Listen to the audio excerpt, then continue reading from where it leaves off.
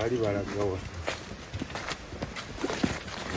Gwali mwaka gwa 2012 nga bakabona ba Katonda era ab'emikwano basatu okuli Father Emmanuel Katongole, Father Cornelius Sempala ne Father Anthony Zakarireza bajaguza emyaka 25 egy'obuweereza ekirowoozo ky'okuzzaawo ekibira kye Nandere we kyazaalibwa.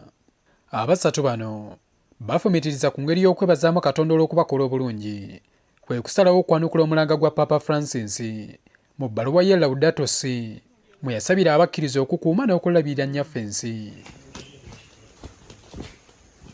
Ku kyalo Nandere mu ggombolola y'Enyimbwa ku ttaka ly'Ekereziya Katolika kwaliko ekibira ekyali kisanyiziddwawo nga kisigazzaako obugazi bwa yika nga 95.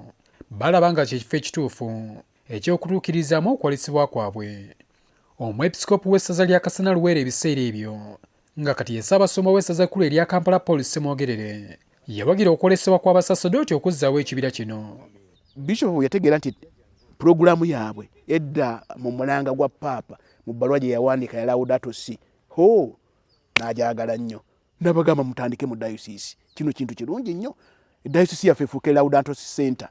Mu mwaka gwa 2019 nga bali wamu n'essaza lya Kasana Luweero baatandikawo ettendekero lya Bethany Land Institute eryali ligenda okuvunaanyizibwa ku by'okuzzaawo ekibira kino. Kyonna kyonna kye tulowooza kibeeremu ekigambo ky'okusomesa eky'okutrayininga abantu.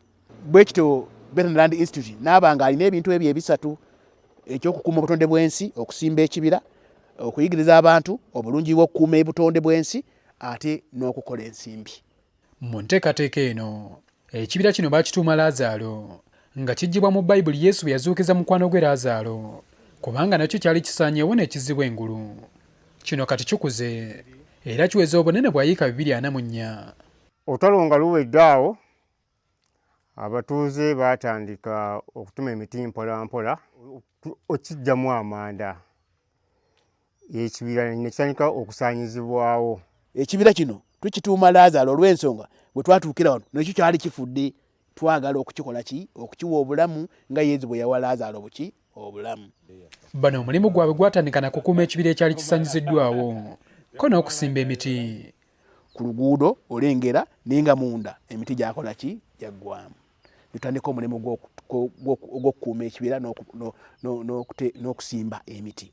Baateekawo ekifo we bamereza emiti okusengera ddala ginnansangwa gye basimbuliza okugissa mu kibira n'ebitundu ebiriraanyeewo. Era naffe tutaddeyo essira okulaba nga tuzzaamu emiti egyaffe ginnansangwa gamba ng'emivule, emigavu. Tuweza emitwalo egisukka mu 8 kasookedde tutandika ng'okusimba.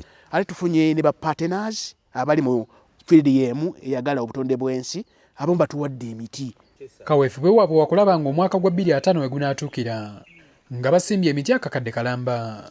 Twagala okusimba akakadde kalamba okutuuka mu myaka 2025 naye nga ne mu byalo ebitulinaanye tukolera mu dayosisi. Twagala dayosisi yonna yonna guno omulanga egutegeere. Wano wagendagendawo emitwalo 45 kakati n'ab'ebweru nga bwe tubawa kitwandiise okutambuza oba outreach programs. Ebibala by'enteekateeka eno byatandika dde okulabwako nga mu kiseera kino waliwo ebika by'ebisolo ebitali bimu n'ebyewalula nga kw'otadde ebika by'ebinyonyi ebisoba mu 160 eby'enjawulo byakomawo dda mu kibira kino. Tulina enkima ezaffe zino eza bulijjo enjeru ze twayitanga zinnakabugo. Tulina n'enkima ey'ebitanga amu gye tuyita engeye. Essaawa zino engabi osobola ozirabako, obuweewo osobola okubulabako, namunnungu. Ate nno bwe gukwata ku binyonyi, ebinyonyi otambula mu kibira owulira ebinyonyi amaloboozi ag'enjawulo. Ebinyonyi bingi by'osanga mu bifo bino eno naddala mu Kisenyi. N'omugga gw'amazzi ogwali gwakalaguzzeemu obulamu nga kati gukulukuta okuyita mu kibira ne gwegatta ku mugga Manyindo. Wano we natuukira wano bwe nalambula ekibira ogwali omwala nga mukalu. Naye kati bw'ongamba nti omwala guzzeemu amazzi, it is because of replanting, okusimba gino emiti gye tusimbye n'okukirabirira obulungi. Ate nga bw'omanyi nti awali amazzi bwe bulamu.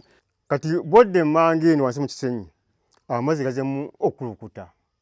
Ekiraga nti nno obutonde bugenda buddawo mpola mpola. Abantu b'omu kitundu abaali bakiise ensingo olw'enteekateeka eno olw'okugaanibwa okuddamu okutema emiti egy'okwokyamu amanda n'okusala embaawo kati ate basiima olw'emiganyulo gye batandise okufuna omuli n'akakuba aka buli kiseera mpozzi n'empewo ennungi gye bassa. At the beginning it was tough But now they have come to know that the forest to be here, it's good. Take for example, we are getting rains here. Empewo eri mu kitundu muno ate enjawufu kwebadde okukemabiga nga kiraga nti wabaddewo enkyukakyuka okuva mu mbeera egyabaddewo ekibira nga kira kisaanawo n'ekibira nga kizizeewo. Kino ky'ekibira kyokka eky'obutonde disitulikiti y'e Luweero kye yasigaliza, ng'ebirala byonna byasaanyizibwawo olw'okubitemamu emiti gy'amanda n'okusala embaawo. Herbert Kamoga, NTV ya Kawungeezi. Masirindikamu naye kati ono waali kikutegeeza nti mahogany asooka kudda wano.